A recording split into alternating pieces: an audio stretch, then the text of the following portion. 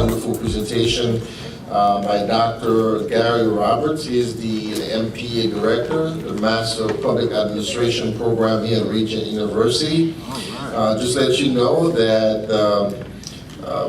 Professor Dr. Roberts teaches a lot of classes in nonprofit. Just a few things about him are, you can see that he has written several journals, at least 45 by now, correct? Right. And that's a little more than that. Yes, I'm sure. And that was 2 days ago we did this, right now. And then at least 5 books, well, it's more than that by now. And Dr. Roberts possesses extensive experience in public administration, curriculum development program, performance measurements, evaluation, and so forth and so on. I mean, he has a very extensive resume. I think these are hidden jewels for the nonprofit community here in the Hampton Roads area. And between us, the Nonprofit Startup Center, and the School of Government, we're doing all that we can to put him on the spotlight, so we can learn as much as we can from him, so we can go out there and make a difference. So at this time, we're going to have Dr. Roberts going to present on emotional and spiritual intelligence for nonprofit leaders. Wow. Let's welcome Dr. Roberts. Yeah. Thank you, Doug. Well, first of all, I want to congratulate everybody, first of all, right? You made it to the end of the day almost. You did, almost. That's right. I mean, you know, one of the things I can promise you is that we're going to get out here a little bit early, right? All right. Because anytime you give a professor a mic, there's always a danger. It's kind of like a preacher, right? It just keeps going on and on and on. No, we're not going to do that. What I want to do is also today is I want to talk about a subject that's a little bit different. These great presentations, and there have all been 4 great presentations, have kind of been focusing from the business of the nonprofit. You know, get the things done. But what I'm going to talk to you about is what's going on in the inside. What's going on in your heart. What's going on in your emotions. What's going on in your spirit.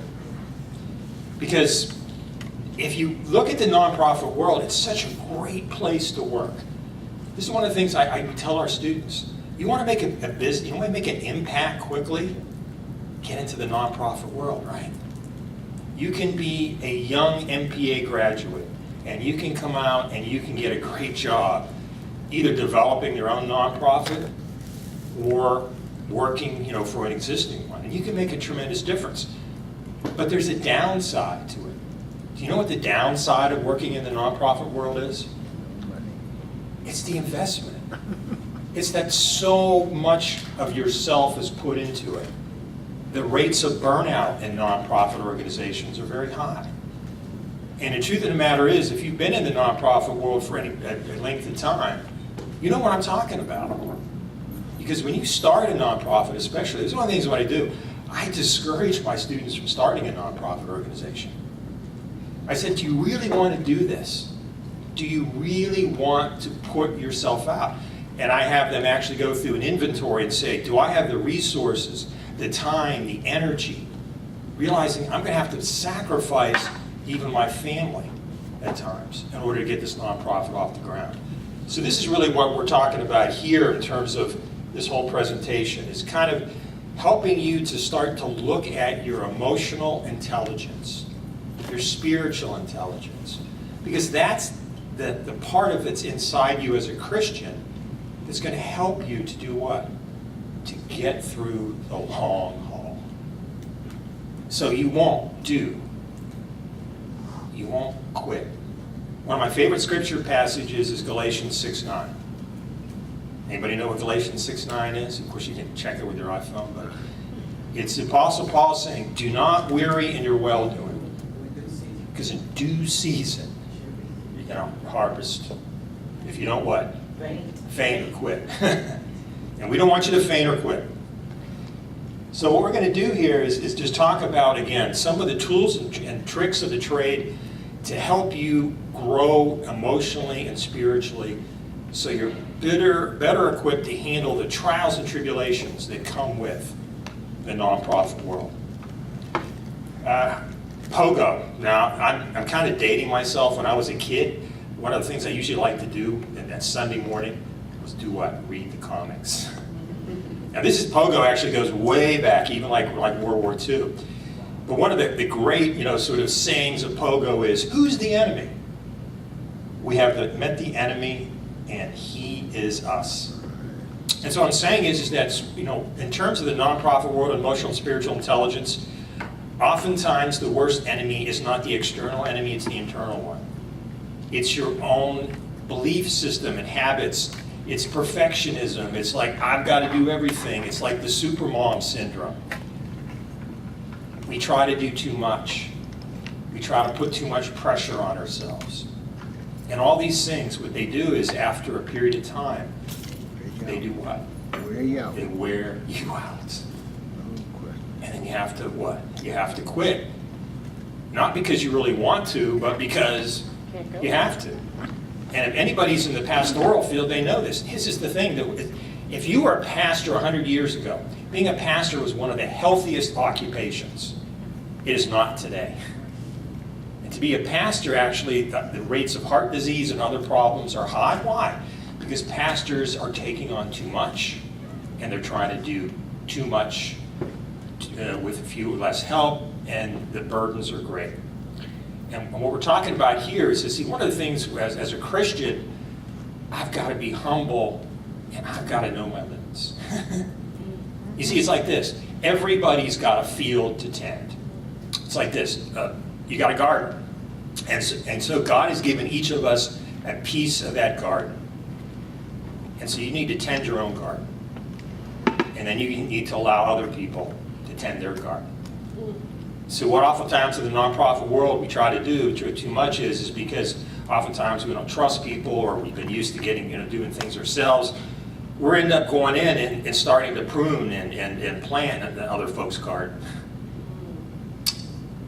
And ultimately, you're stealing from them, and then you steal from yourself.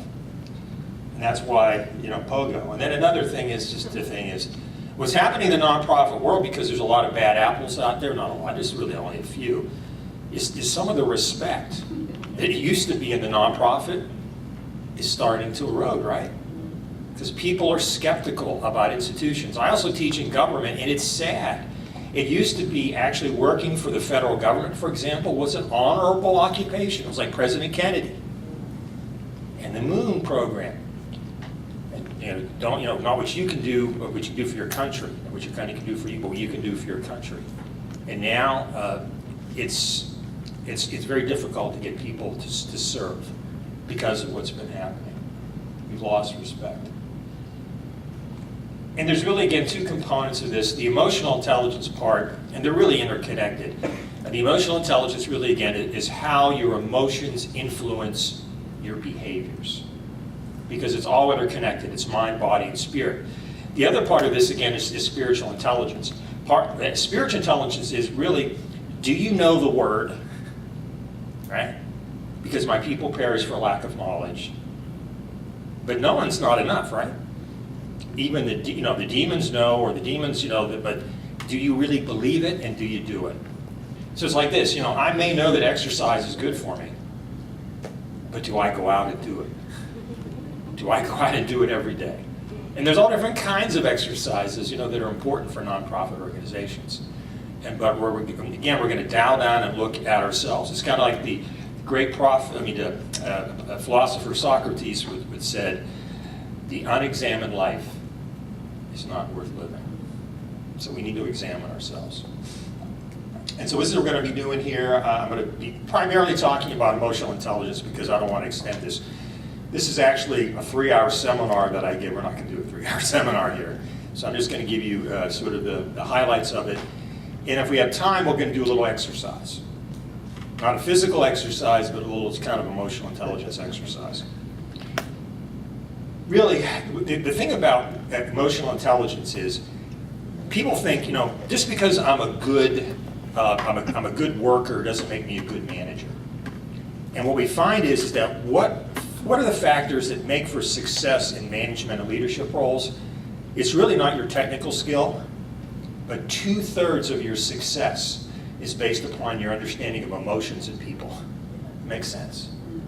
So it's good. You need to have a minimum level of technical skill, but if you don't have the emotional stuff, you're not going to be able to influence people in the right way. And so this is why this is so important. So emotional intelligence actually is even more important than the big five. We talk about that in psychology: neuroticism, extroversion, openness, agreeableness, conscientiousness. And the thing about it is that all these things are interconnected. But the good news is that you can learn emotional intelligence. Even though your IQ may be fixed, but emotional intelligence is much more important in your success as a manager than just raw native intelligence. In fact, we see this in education all the time.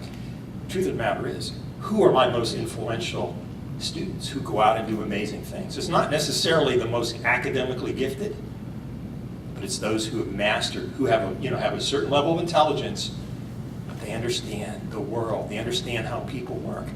Even more importantly, they understand who they are. What are your strengths? And what are your weaknesses? What floats your boat? What fills you with enthusiasm? And see, that's what I'm saying. So part of the thing is, as a nonprofit leader, you need to know what fills your tank and what drains your tank. And partly it's surrounding yourself with a team that will, basically supplement that. And those are some of the other important elements. But as I said, emotional intelligence is essential for all positions, but even more so when you deal with people and emotional labor. And I can tell you, each and every person so far in this room that I've heard from deals with emotions as part of the nature of their ministry. Whether it's, how more emotional can it get than dealing with terminally ill moms, single moms, right? I mean, that's pretty high. Or veterans, whatever it is, that is really, really, really, emotionally intense. And so there's really three elements of emotional intelligence. The first is recognizing the emotions in yourself. Whether it's sadness, happiness, what do we talk about? ETPs. We're going to do a little exercise with ETPs. What are your emotional trigger points? Both good and bad. In other words, what are those things that actually float your boat, give you a lot of excitement? But also, what are those things that really bring out the worst in you? Fear, anger. Because what happens is, when we become emotionally unself-aware, we don't, those trigger points are operating.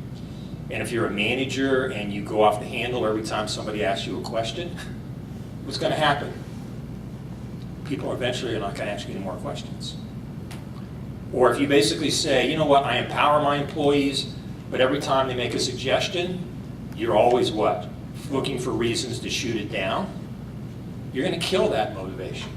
And you have to understand, because a lot of the time that people do that is because what? We're insecure. We're afraid that people either see that we're not strong, or we're going to lose control, whatever it is. A lot of stuff goes back to more deeper psychological things.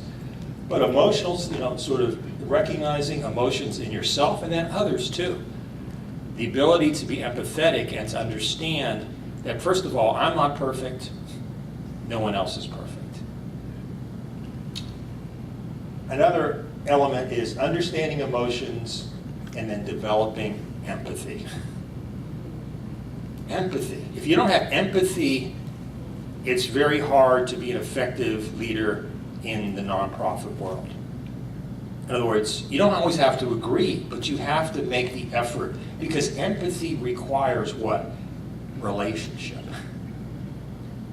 It's hard to have empathy if I don't understand you. And so I need to take the time to invest in relationships. And I want to commend, you'll see this later, I want to commend everybody in this audience. You know why?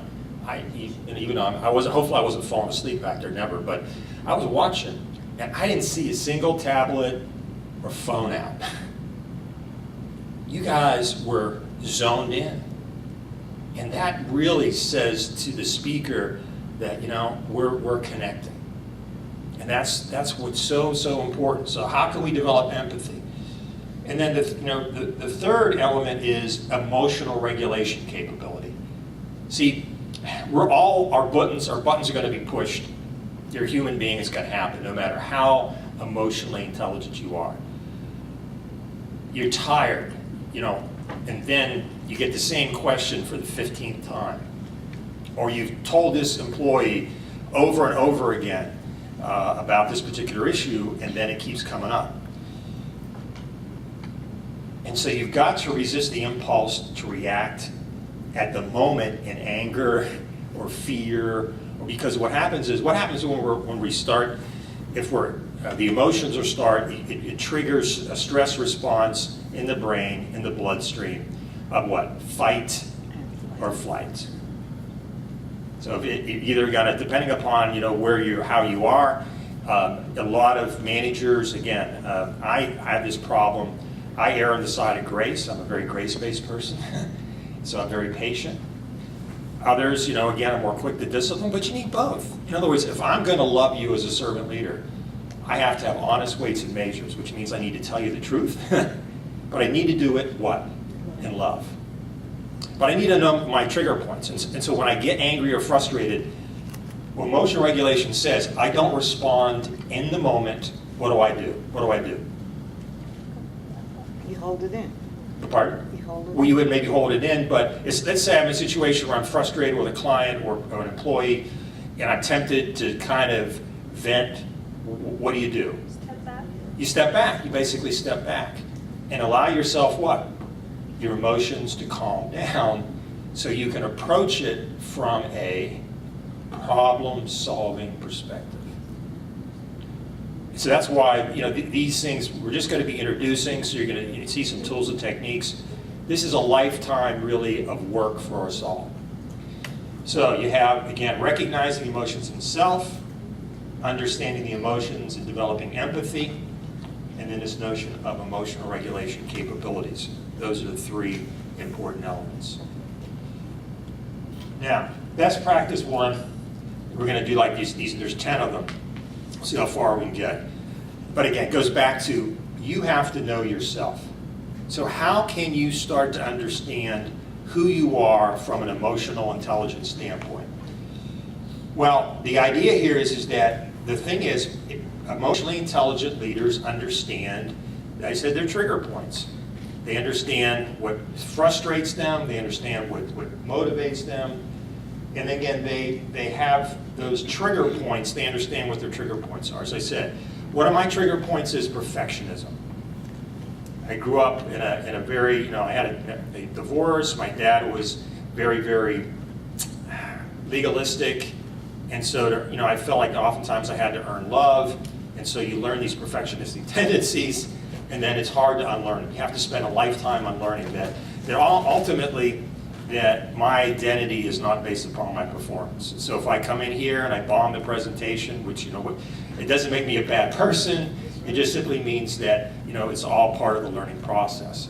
And so perfectionism, the influence of rejection, identity-based, so in other words, instead of understanding as a Christian, God loves me no matter what. It doesn't give me a license to do things willy-nilly, but I don't have to operate like under the law, feeling that failure is a statement about me as a person. It's about what? Growing. It's a joy to learn how to fail, because you cannot grow as a manager and as a person. I always tell this story to my students. Because I was such a perfectionist growing up, I used to love to play hockey. And when I would play, I would learn, I was trying to learn how to skate because I played a lot of field hockey. But the problem is that because I didn't like falling, because I didn't want to look silly, I never really properly learned how to skate. Because I was holding myself back. And my friend says, you know what, you're the only hockey player I've ever seen who skates with a limp. And at the time I didn't understand, but now I realize, not that you can go out and play hockey at any age, but the point here is that I understand now, and I'm allowing myself, from an emotional intelligence perspective, to step out of the boat more and go into situations and learn to fail, because then I learn how to grow. And so this is, the challenge that so many of us face. And so this is the idea of emotional self-awareness. And the question is that, how do you develop that? Well, there's different ways of doing it. You can do formal ways like Myers-Briggs. There's the DISC, these personality assessments are helpful. Another thing is that we like to do in terms of management circles is what we call 360-degree appraisals. In other words, the idea is that it's important for me to have an understanding of who I am, but one of the ways we validate it is to get the perception of others.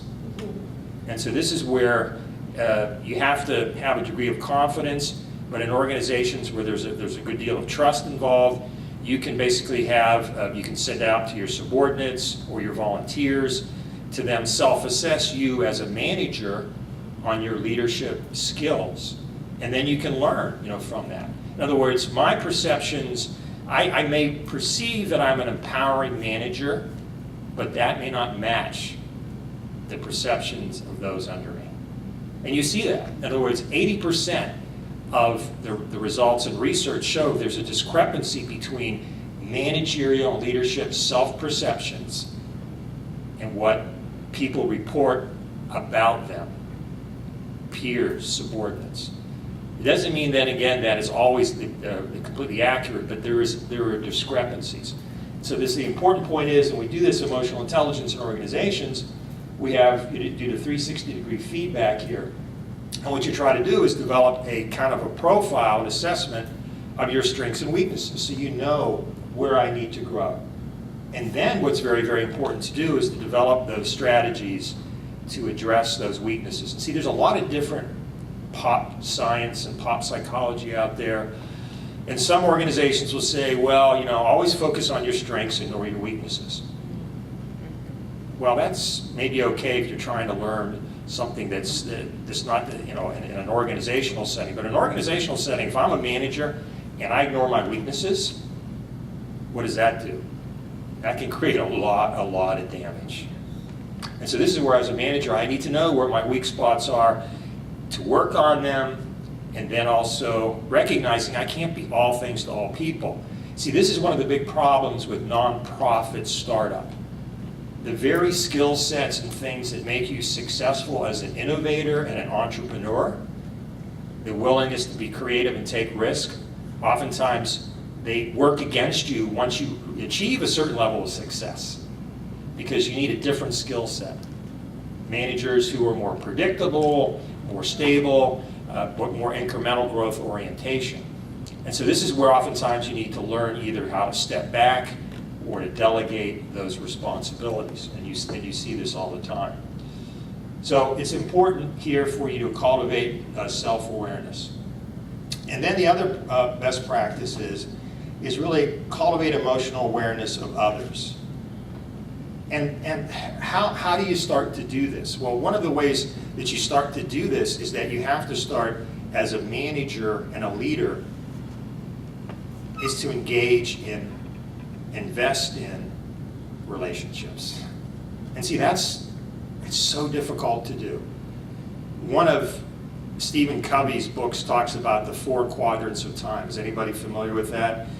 Yeah, and see, most of us in the nonprofit world are in quadrant 1. Does anybody know what quadrant 1 is? Urgent. That's right, it's the important and the urgent. It's the fire engine management. Because in most nonprofits, again, you don't have a huge staff, and you're doing a lot of the work on a daily basis. The second quadrant is very, very important. That's the important but not urgent. And see, this is where emotional relationships come in. You need to spend time investing in your staff, getting to know their needs, getting to know not only on a professional level, but also at a personal level. As a servant leader, my heart is to make sure that my subordinates do what? They grow. And they go out and they do even greater things than I am. That was Jesus's charge to the church, right? To go out and do greater things. Do you have the courage to take that kind of attitude? Like John the Baptist, what did John the Baptist say? He must increase and I must decrease. So you need to then invest. And so part of this, what this is developing empathy and learning to understand your subordinates, their emotional trigger points, the things that they fear, the things that enable them to be successful, what fills their tanks. And the only way to do that, of course, is to engage in ongoing relationship investment. And I wish that was easy to do, but it isn't. But you're going to have to do this. If you don't do this, if you don't carve out the time, see, one of the things that enables employees to trust you is that they know that you invested in them in one form or another. That you care for them, not just simply as an employee, but as a person. And that really goes back to the heart of servant leadership. Another practice that is so important in emotional intelligence, you know what, there's a human tendency to react or make decisions based upon how I feel at the time. And that's called emotional reasoning. So if I'm reviewing an employee's performance, and I just had another, sort of encounter with the employee, where you're frustrated, with them, that's not a good time to review performance. When you're it's like with your wife. In other words, you don't want to necessarily have that argument or that discussion, right? When it's just like this, because what happens is that all the negative memories, all flood into you, and then you forget the good things that have occurred in that relationship. And so this is what emotional reasoning does. Emotional reasoning is basically making a decision under the influence of strong emotions that distort the decision-making process. And so this is one thing, so when my perfectionism, when it sort of starts to come in again, I don't want to make decisions, while I'm feeling that way. I've got to remove my thought pattern away from that perfectionism, because what that will do is that I'll go either into this exaltation mode, I succeeded, but if I fail, then I start to feel like a loser, and you get depressed, and then you don't really move forward. So you really have to understand. So that's why when emotional reasoning will cause us to magnify. When we're feeling good, you oftentimes make more reckless decisions. And then when you're feeling down, you make decisions that obviously are too conservative. And then things like fortune telling, what if thinking, emotional reasoning, when we're oriented towards the negative, we'll make mountains out of molehills, we'll predict all the negative aspects. And so this is, where we have to start to develop a more realistic view. Because the truth of the matter is, the vast majority of things that we fear usually don't happen. Oftentimes it's the things that we don't anticipate that trip us up. So reject emotional reasoning. So what you have to do is you have to then help yourself get into a more balanced emotional state when it's time to make a decision. Another thing here is that you've got to reject multitasking. How many of you like to multitask? I think, I can tell all of us, right? And actually, the research shows that women are better at it than men. They're able, but here's the truth of it. The brain, though, it's a myth that you can do two things at once. You cannot.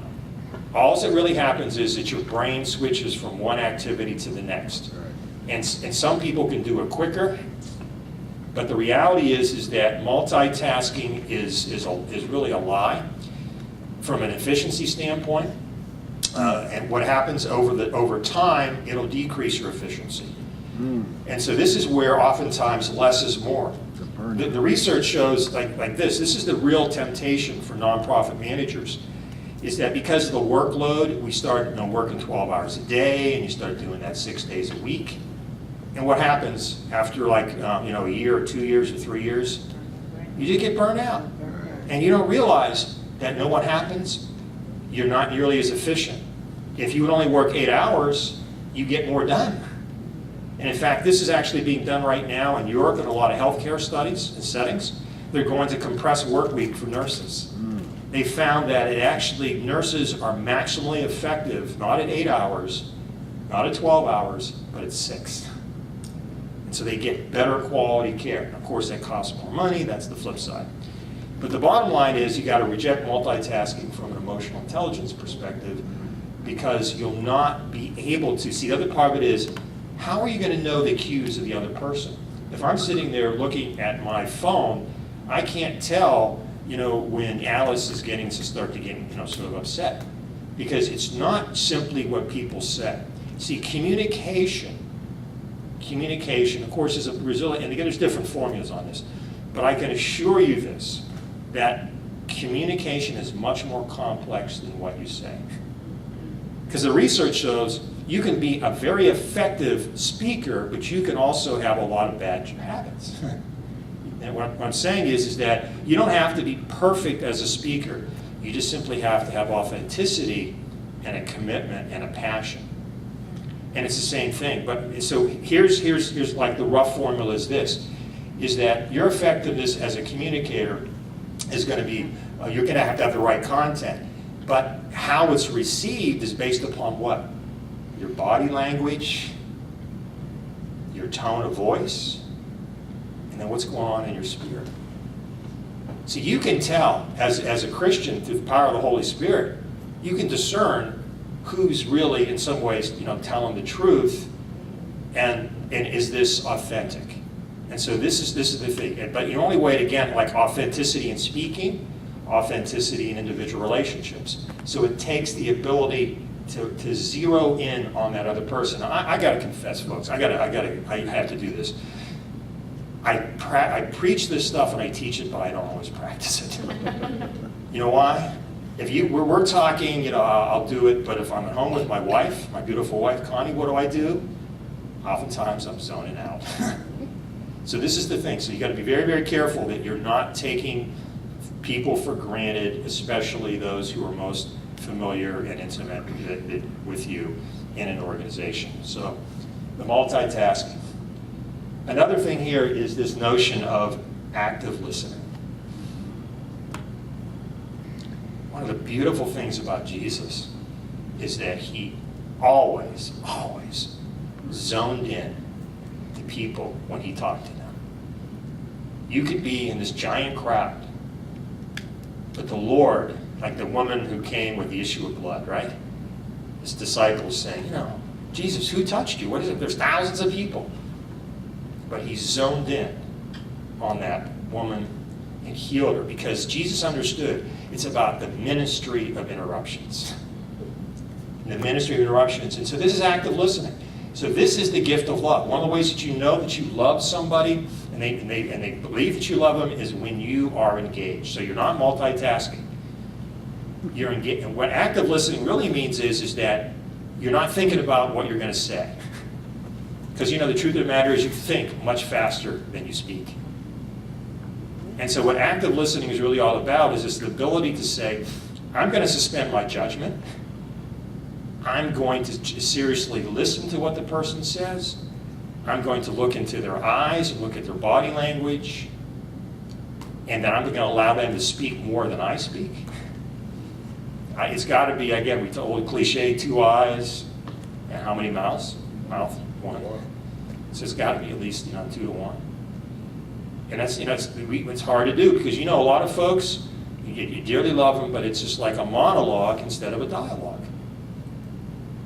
And so, but we have to cultivate this ability to actively listen. And what are the other elements? Again, is giving your attention, looking him in the eye, suspending your own thoughts, because so much we try to reply and rebut.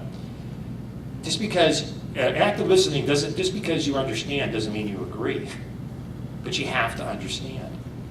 And then the other things you need to be able to do is what? To demonstrate that you understand what that person said. So how do you do that?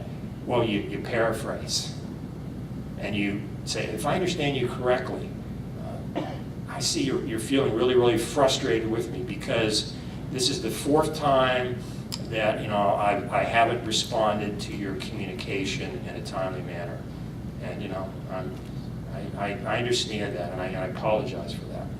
So that's and then also another important element of active listening is probing, because sometimes again you can see there's a disconnect between what they say and then how they're saying it. And then you can use a probing question that says, well, can you just elaborate more on that, or can you really give me an example of what you know, why I upset you so much? So that, you know, the active listening, huge to do.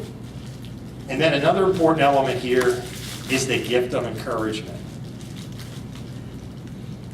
The gift of encouragement. Now, here's a spiritual intelligence 101 sort of lesson. Who do you serve? Who do we serve ultimately? Who's our boss? Who? Jesus, right? Who? It's Colossians 3:23-24. Who do you work for? You work for the Lord. You receive your inheritance from Him. So ultimately, as a Christian, when I'm at a high level of growth, it doesn't really matter what other people say, how much I'm appreciated. I know the Lord appreciates me. It's hard to get there, right? But the truth of the matter is, God knows. And see, the thing is, we're called as Christians to encourage others. That's really what it is. We're supposed to encourage the discouraged. Not to be, you know, to just feed their ego and to feed their pride, but to speak truth in love. But here's the thing. All the research shows us this, is that just like in a relationship, we can predict this. One of the biggest predictors of divorce in relationships is the ratio of positive to negative comments. You see up here what it says here? In a work group, the highest performing work groups have a ratio of positive to negative comments of 5.5 to 1 or greater. So that really means is that for every negative comment, there's 6 positive. Now, that's because there's a tendency, again, we all have different personalities and all the rest of it. But the real reason for this is that, you know, because people are encouraged and they respond. See, the thing about it is, each negative comment in terms of weight has a much more powerful impact on your brain. So that's why it's easier to what? To destroy than it is to create. That's why this is why it's so important as a nonprofit organization. You got to recognize one incident that's publicized of impropriety can really destroy the years of hard work. It won't stop it because the Lord's ultimately in control. But I'm just simply saying there's a price to pay. So the same thing here is that, and so getting back to the example of marriage, the closer you get to 1-to-1, that's the divorce threshold. When you actually see couples and you look at their interactions, if there's one negative comment and one positive comment, 50% of those marriages end in divorce because of what's happening. So this is where it's very, very important for you as a manager, as a leader. And see, this is very, very important too for volunteers. Because volunteers, they don't work for the organization for pay. They work because they love the mission.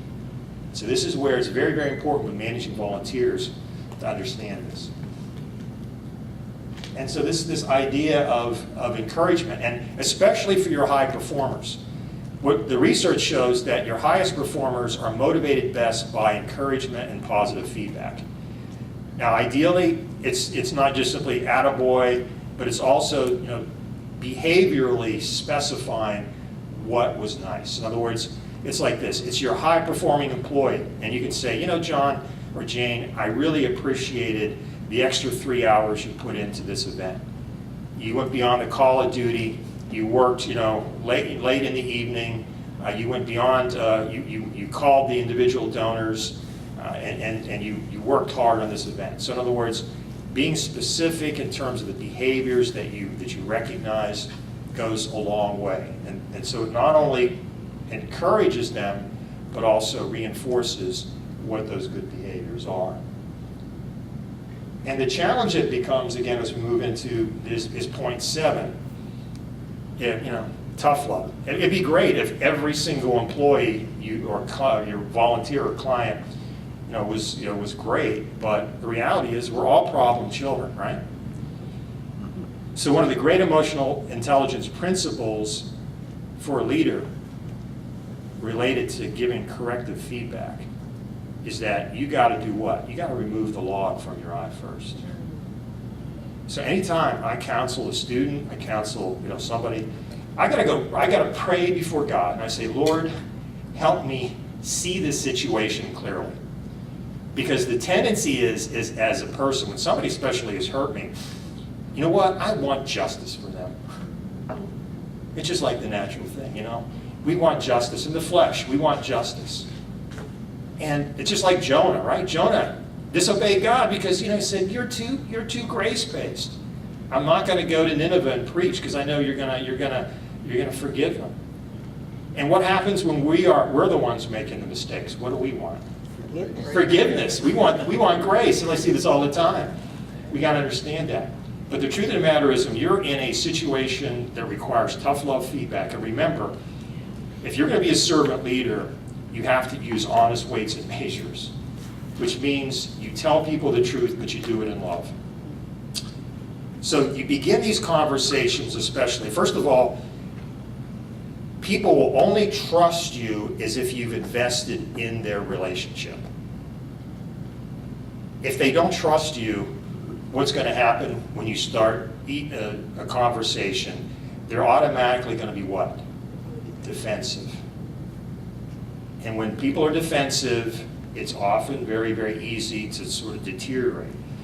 So what you really have to do is remove the log from your eye. And so when you think about a situation and a problem, I don't care if it's 1% me or 99% me. In that conversation, when I have that with that employee or that student, I've got to acknowledge my contributions to it. I got to say, this is partly, there's an issue here. I know I'm contributing to this, and I want to take responsibility for it. And I apologize. But then you then have to clearly specify what their responsibility is and say, this whole meeting is not about punishment, it's about what? Problem solving and growth. I'm not perfect, you're not perfect. Our goal is to do what? Serve my clients.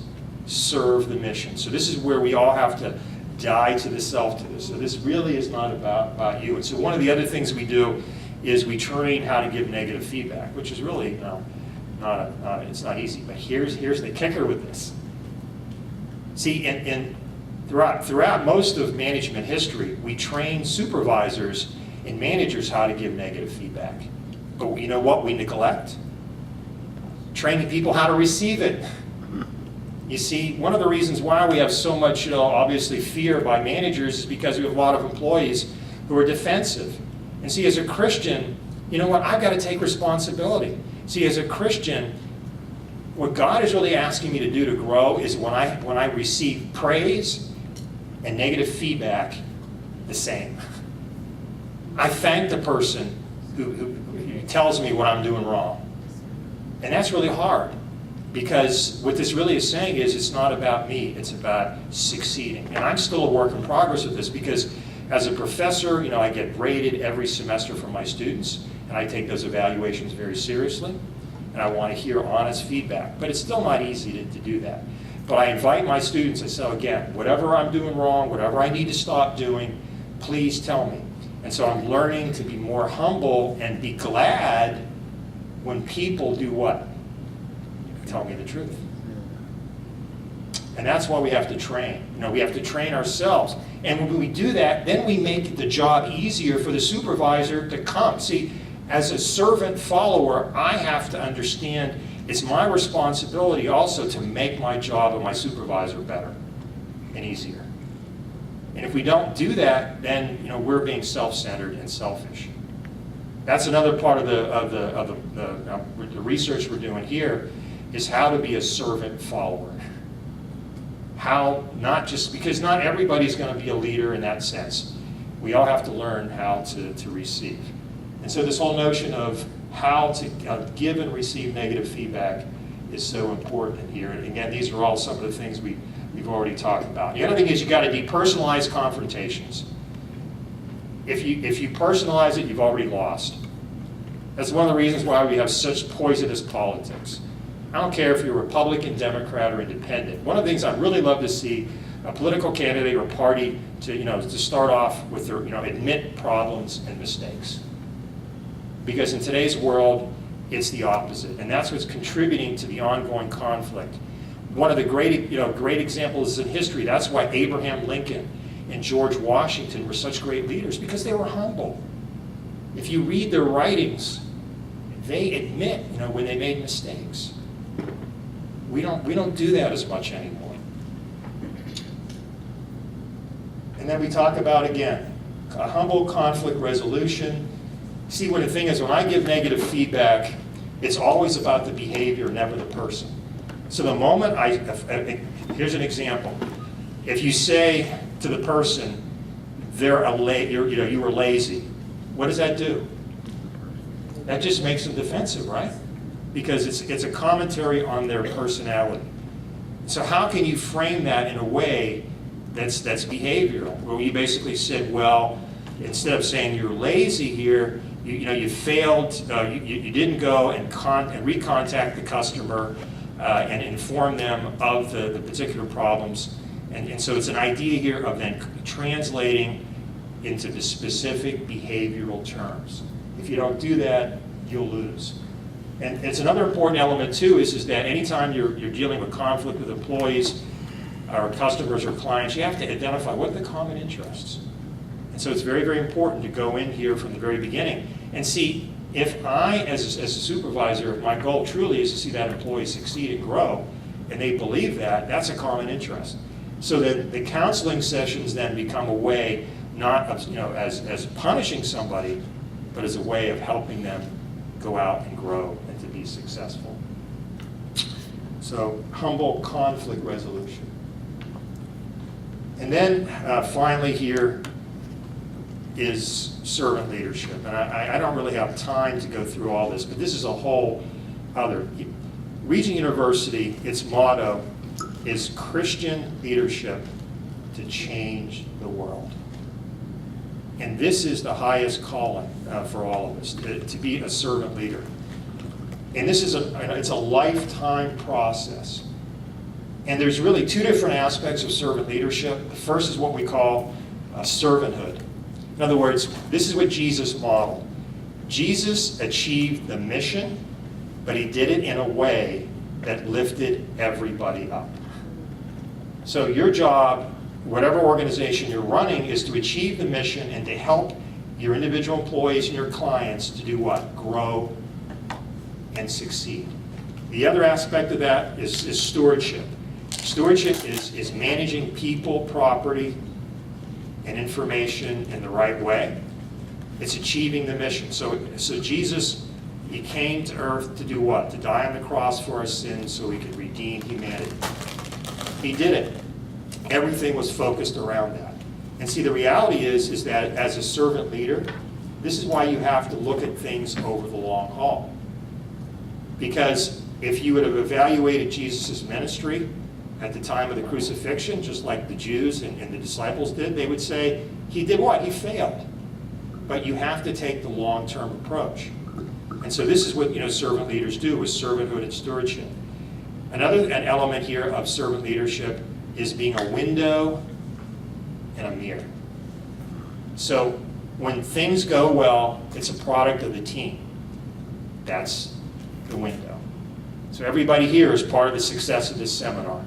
And Caleb and all the folks, the hard work that they've done, everybody that's part of it, you guys, we're working hard.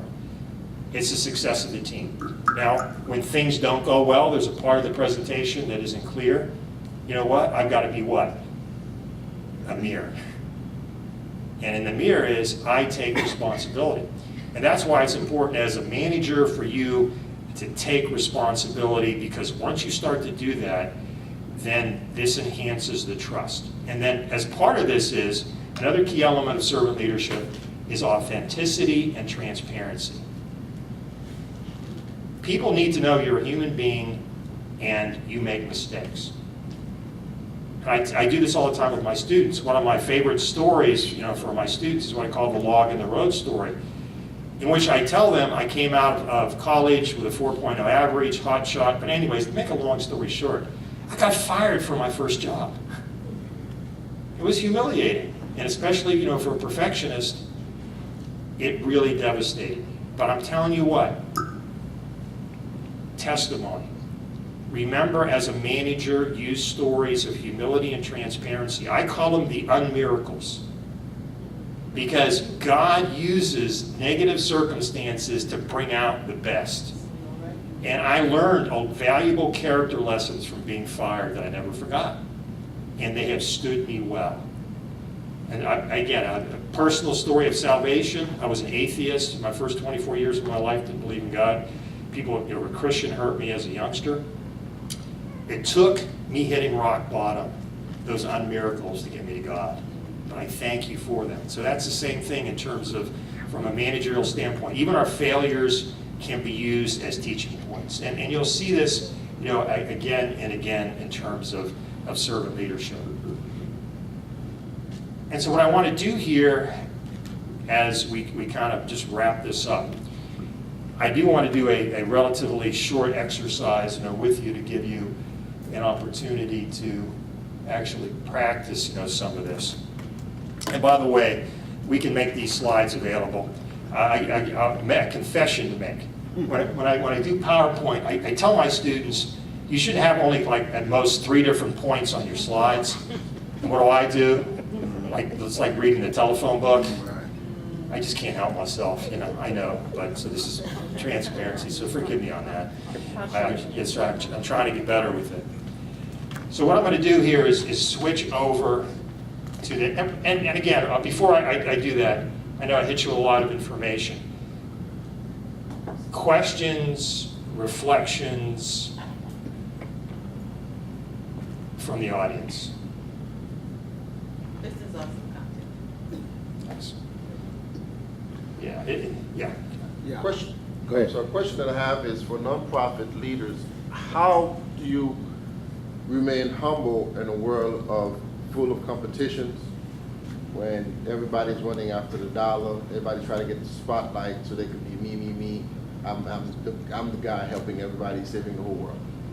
Yeah, that's a great question, because the reality is that we can just pass the microphone around to everybody, because I'll have to sort of face that. And what's happening in the world of social media, it's also even harder. It's the me generation. One of the things is that what the world is trying to condition us to is what makes societies and people grow over the long term is 2 personality characteristics that we also talk about. The first one is your ability to do what? To be altruistic, which means your ability to sacrifice for future generations or for something down the road. Everything in society is conditioning us to reject that. What's society? It's all about the now, and it's all about me.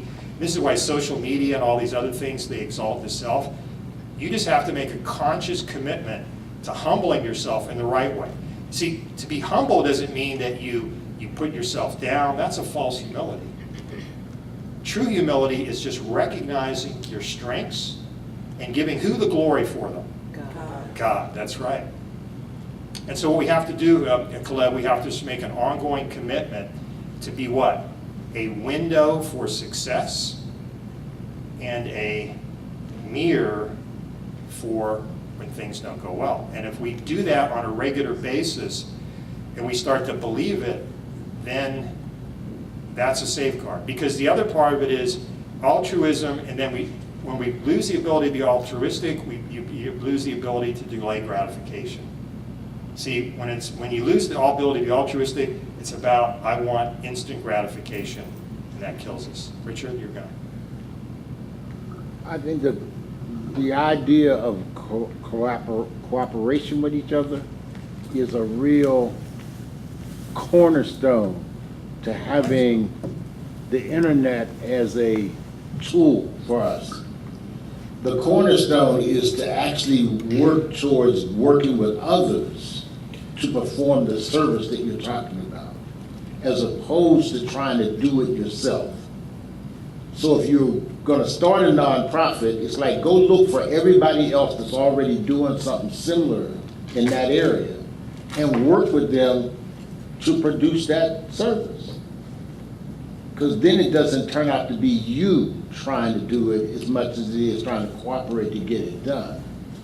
And I think that that's one of the key elements that I've taken after having spent my entire adult life in the nonprofit world, is to look at it now as not me trying to develop the nonprofit, but as actually trying to help whatever that service I'm trying to get done, to help others get that service done. If that means, working with it and doing it myself or doing it with some other people, as long as we get it done. The second part of that is, are we building services, are we building institutions to correct certain things? And I think we need to start to rethink that as we do nonprofits. Are we creating something that's going to help folks, or are we correcting a social ill? In other words, if somebody bring up the word teenage unemployment, how many times were we teenage unemployed, and then are we trying to resolve teenage unemployment? So now if we're trying to resolve teenage unemployment, then we would put an institution in place that would always have that done. Because guess what? If we decided that we were going to do medicine and there were never no hospitals created, we'd be trying to reinvent medicine all the time. We're not trying to do that. We're trying to actually go with the institutions that do something in mental health and health already. So we have to start thinking about what it is that we're trying to get done, and then see how we can create ways that have it done in this area. And just a quick point, a couple of points on that, Richard, too. The idea is that nonprofit servant leaders, they make themselves dispensable, not indispensable. Right. So that's part of it. That's really about discipleship. See, Jesus said, go out and make disciples. Right. One disciple can change the world. We're just not talking about followers. And then the other point about this, too, is with nonprofits, you have to ask yourself the question. I asked myself this question with Regent. I love Regent University. But one of the challenges at Regent these days, we're getting bigger, which in some ways is good, but also it makes it hard the way I teach. I like to disciple students, so when I have 50 students in the class, it's different than when I've got 15. Right. So you got to decide, am I building a pyramid? Like to honor, like the pharaohs to honor themselves? Or am I building a church to the glory of Jesus Christ? And so this is where one of the ways you know who is getting the glory. So that's the thing, it's who's got the glory. Yes? Actually, what you said, Mr. Monell, was how do we keep ourselves humble when all people want to have everybody be me? But as you were speaking, the vision should always be away from us and toward God. Thereby, we always know the measurement of what we're doing is based on what He said we're called to do. Not what the world says is something need to fix and this. Yeah, we're called to be the light of the world. But to take the view off of us and keep the vision on what God called us to do. And that'll keep us humble. It's not about us. That's right. And so the idea here is that when it starts to become about you, one of my favorite films of all time, you haven't seen it, you got to see it, is the movie Chariots of Fire. It was like one of the first dates that my wife and I went on back in 1982. It's a story of a man named Eric Liddell, who was a missionary, but also he was an Olympic runner. And it's a story about the 1924, I think, Olympics in Paris. And one of the things, the story contrasts there's actually two different storylines. And then there's another runner his first name's Abrams, I forget his last. And he was happened to be Jewish, but it really illustrated in many ways the difference between the law approach and grace-based approach in terms of how they approach the running. But one of the things that when you're in competition especially, how do you know you're doing things for God versus doing it for yourself? Well, Eric Liddell was asked this, and he gave this quote I never forgot, and I always tell it to my students, is that one of the ways you know you're doing it for God, he says, when I run, I feel the Lord's pleasure. So one of the ways you know that you're on the right track is what you're doing. Do you feel the Lord's pleasure, or is it some other source of pleasure that's actually in my heart? And so that's important.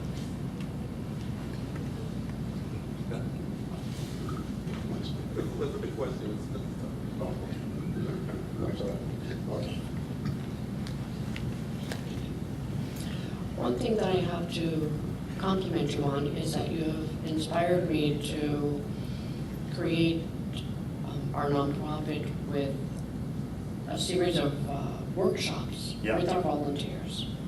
So on a regular basis, so we can emotionally connect with each other, focus on our strengths, our weaknesses, and to help serve in the best capacity that we can. Yeah, and that's a great thing, and so the idea is that you just need to find times, we try to do this with retreats, or just, they don't have to be, you know, it'd be great if you go off-site, but it's just really about even sometimes events, just doing things together, whether it's like going out to a movie or out to having dinner, but it's different ways that we invest in each other so we get to learn more about who we are, what motivates us, you know, and what motivates others. And it's really, but it takes time, and that's the hard thing to do today because we're all too busy.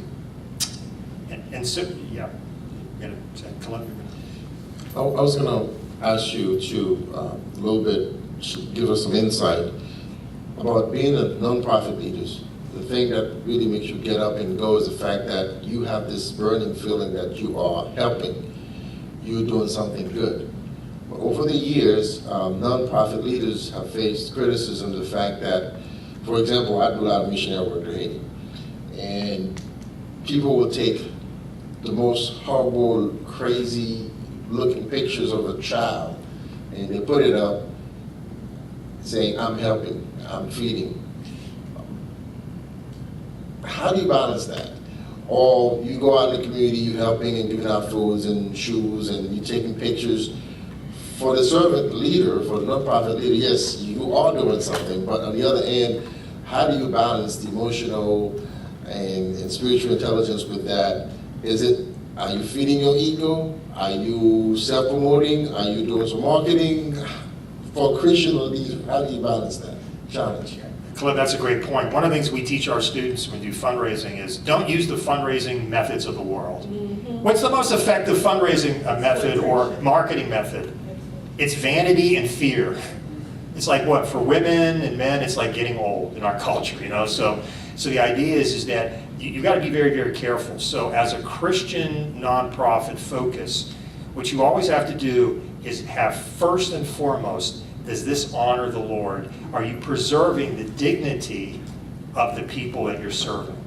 And so you've got to be very, very, very careful. This is where, again, a lot of great nonprofits that I worked with over the years, bigger ones that have really been criticized, for example, World Vision, which is a great nonprofit organization, but they've been criticized again because of their emphasis on just Africa and putting on their website, you know, pictures of the kids, you know, who are in terrible situations.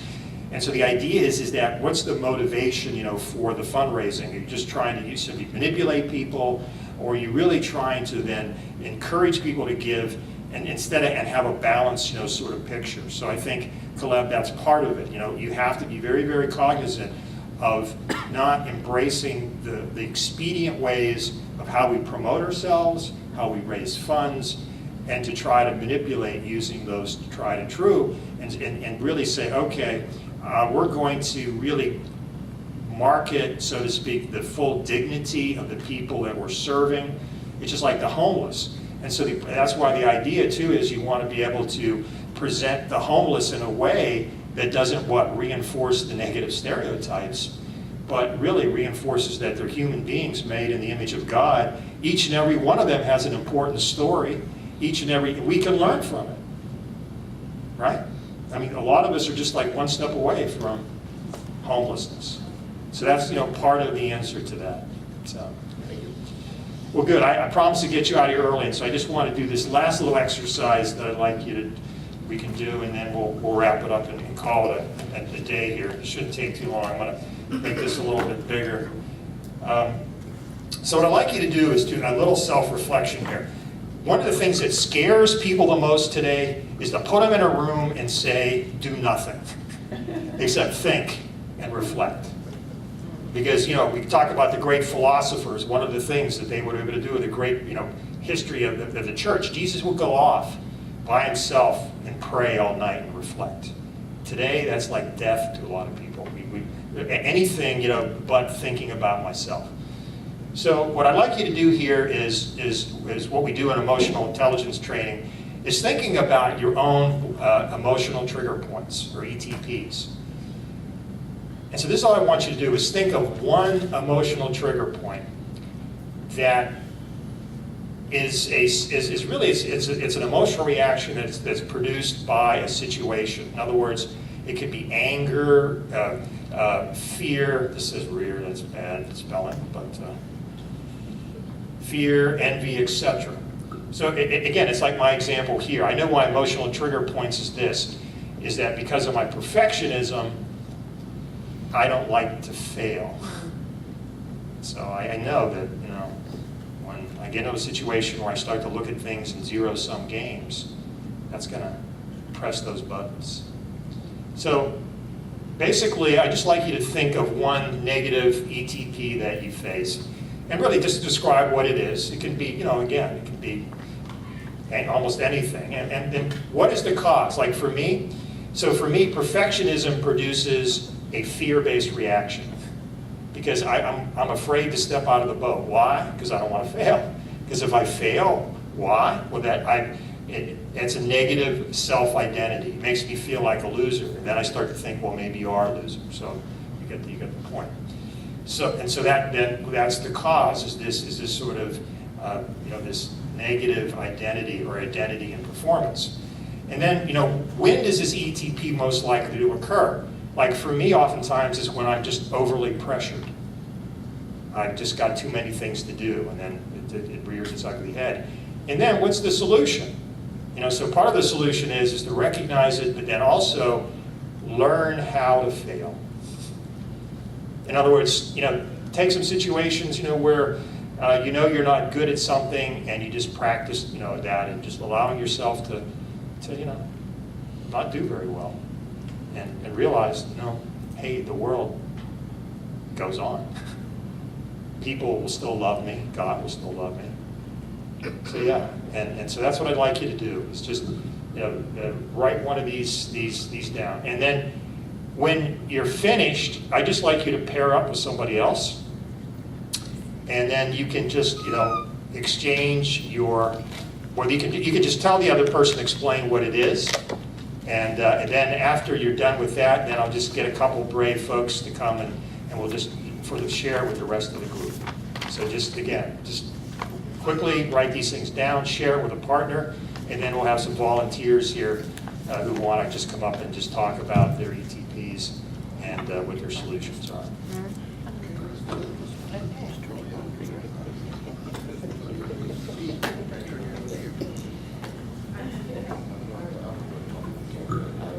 And by the way, you don't have to do this if you're uncomfortable. I understand, so I'm not grading it.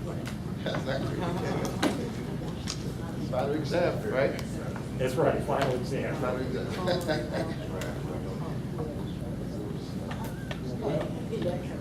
So,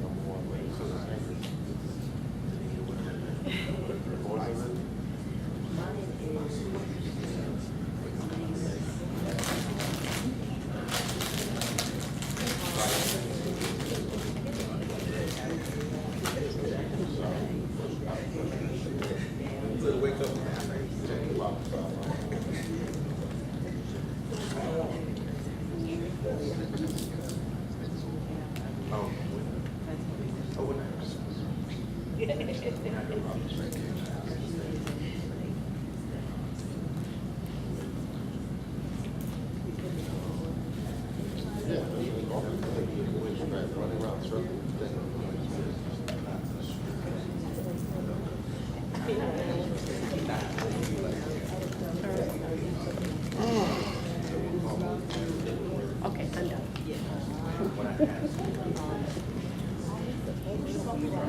You want to share? Tips me off the edge sometimes. So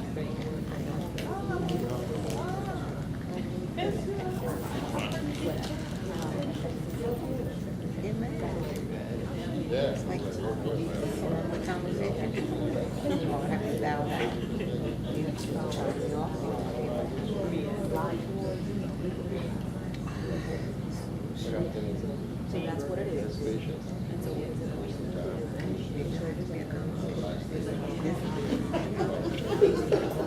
I can't talk about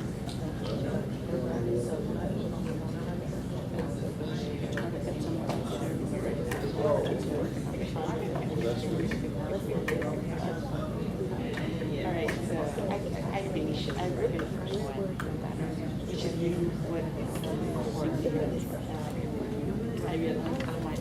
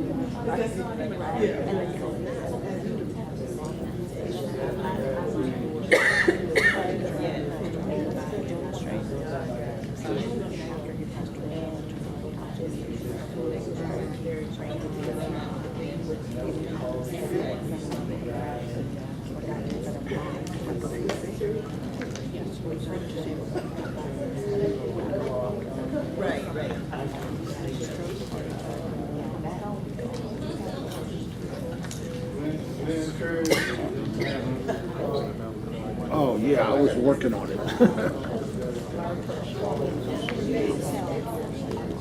So I started working on number one, which is what is it? It's my frustration. The cause of it is getting things done. I don't get them done.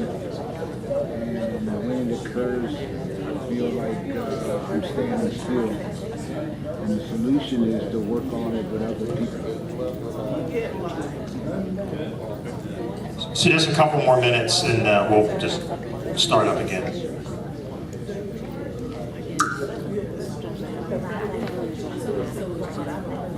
Since my phone has lost all of its power, it's not all the way working anymore. And I left my charger at the house, and I left the other one in the car.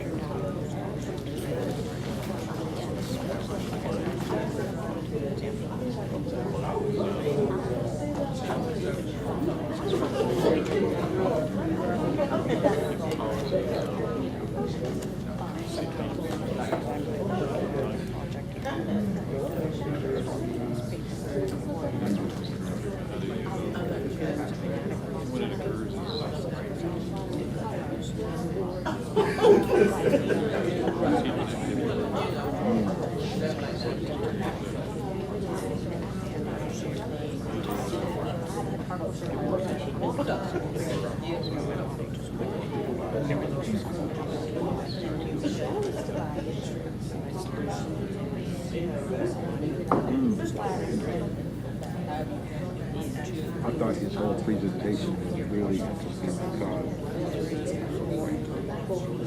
you go through the entire gamut of all of those things as you work as nonprofits or communities. You identify all of those things that happen. And if something like that clues you in, Okay, ladies and gentlemen, we need to start. So we might who have given it some free time. what pair would like to start off with an example of their ETP? Be a brave volunteer. I wish I could give you a prize, or but I should do this. But who wants to start? All right, you're gonna do that? Okay, Caleb, go ahead. You got the microphone. So, She will go ahead and okay, all right. present on me and I'll present on her. Okay, good. So he said the emotion is anger, and it's because he doesn't want people wasting his time or just doing the stuff he doesn't like. So the solution is patience, right? Step back. Yeah, he said step back. So yes, step back. And if I'm going to dig down on this, just a little bit, Caleb, about this, you know what anger is? Anger is like, it's a symptom of a deeper problem, right? And so this is where, again, I just want to say, this is what we have to do when you go through this. You drill down a little bit deeper, because anger is simply just like a warning light, on your car. There's an underlying cause for it. And so I'm just going to put you on the spot since, we're good buddies. That's great. So what do you think, what's deep, why are you angry? Why are you angry? And so this is the key. You go back and drill down. Why are you angry? What's the underlying? And remember, anger is usually almost always a fear-based response. Yes. Since I was a little boy, I've been a problem solver. So I see a problem, I want to get it resolved, get it done, and get things better. At the age of 12 years old, I was elected class president, and all I was doing is presenting things to help my peers and make things happen.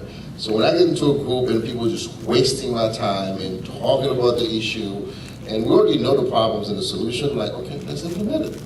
And just sitting there around in a circle, let's meet again next week, let's have another lunch. And I'm like, okay guys, we just like, okay, it's getting worse, let's solve this, because it's gonna get worse. And I've seen it where problems just went from one level to the other, and next thing you know, we can't manage it. So my fear is, you know what, it's gonna turn into a crisis, let's address this right now. And if I feel people just wasting my time, like, you know what, let me step back, because you know better. Problem, solution, let's solve it. If not, we won't be control it. Yeah, and see, and exactly right. So really the root cause of this partly is the fear of what? Losing control. Yeah. And even then, it's even a little bit deeper. What happens if I lose control? Well, I may lose face or, whatever it is. So I'm just saying, see, the thing about it is you will go round and round the mountain until you get at the root cause. Because what will happen is a lot of times the emotions are really kind of like the weed that's at the surface. And if you cut it off at the root, you still, at the ground level, you still have the root. So this is where we have to then go dig down deeper, like this idea of perfectionism. It's not just, the fear of failure, but really the root of it is, that's my, my identity as a person is based upon how I perform. And until I get that out of the way, you're just, you'll manifest itself in different ways. So, good. Yes, go ahead. We'll present on Lily. Lily said, I took notes with my phone. She said her ETP is frustration. And the cause is when people are taking time for granted, her time for granted, wasting her time. It shows that they have no value, they don't value who she is and anything like that. So her solution is to be kind and be patient. That's right, but again, it's easier said than done. But it goes back to the root cause of the frustration. Is that in essence, what we're really saying with that too is that I don't like to be made in a situation where I feel out of control or I'm being disadvantaged, by others. And really, here's the truth, folks. Who is responsible for the outcome in our life? We are. Well, we are, but ultimately, it's the Lord. It's the Lord. So I'm saying is that I'm not advocating, just basically being willy-nilly and not being a good steward. But the fear response is that, you know what? I'm the one that's really responsible. That's why people workaholism is a thing, is that because they take on too much of the responsibility for the outcome. You see what I'm saying? So it's the idea is that even if things don't go well, that's okay, because then God's going to do good things from it. I'm going to learn. It's like this. If you want to control everything, you'll never truly empower your employees. That's right. Because That's right. things will get done. It's like my kids, they're going to learn how to clean. They got to learn how to make mistakes. They won't do it right the first or the second or the third time, but they're going to grow. So, yep. Judge Jeff. Well, another thing I would also mention there is this is also a helpful exercise to go through as you're even thinking about your vision statement, is to go through that why conversation. Just a quick example of that. So about 5 years ago, we had a young man that joined our team, and we talked to him and said, so why do you want to come into financial planning? And his immediate answer was, I want to make a lot of money. Yep. And so I said, well, all right, let's go a little deeper. Why does that matter to you? And he thought about it. He said, well, I don't want my wife to have to work. Okay, I don't think we still hit your why yet. Yep. And so we dug a little deeper and said, okay, so why does that matter to you? And then he got to thinking about it. He said, you know what, I hadn't put it together, but my mom had to work 3 jobs. I never saw her. You know, my brother and I never saw her. And we feel like we really missed out on knowing a great lady. I don't want my kids to go through that. It's like, okay, now we've found your why. And I think the same thing is true as you go through and put your vision statement together, or that statement and that call to action, what is that why? And keep digging until you look at it and say, okay, now I've really gotten to something that clearly says why I'm doing this. Yeah. Thanks, Jeff. And I'm looking at the time. I really want to end a little bit early. Is there anybody else that has just a burning desire to share their ETP? It's okay. You guys are a good audience. But what I want to do is I just want to end in a prayer for you, in an emotional intelligence and spiritual intelligence prayer. Okay. And Lord, I do want to thank you, Heavenly Father, that we're all works in progress with this. Lord, I just thank you, Heavenly Father, that we are fearfully and wonderfully made. And I ask, Lord, that you give us the ability to reject all forms of fear, knowing that ultimately you will protect us, you'll guide us, you're the author and the finisher of our faith. You'll complete the good work on us that we've begun. Help us to be wise and faithful stewards, which means we do what is necessary, but then we surrender the rest to you. Help us to have confidence in others, and keep us, from the temptation, Lord, of taking it all upon ourselves. So I pray for this anointing of favor and peace and grace upon each and every participant. In the name of Jesus, amen. Amen.